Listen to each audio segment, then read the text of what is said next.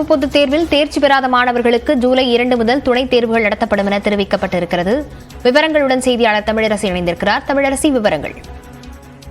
10ஆம் வகுப்பு பொதுத் தேர்வு முடிவுகள் நேற்று வெளியிடப்பட்டன. இந்த நிலையில் தோல்வி அடைந்த மாணவர்களுக்கான துணைத் தேர்வுகள் குறித்த அறிவிப்பு வெளியிடப்பட்டிருக்கிறது.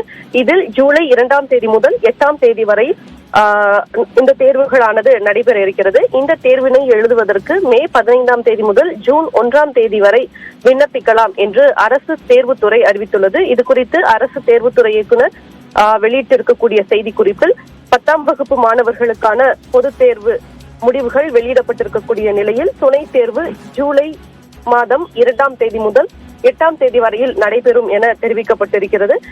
குறிப்பாக இந்த தேர்வுகளானது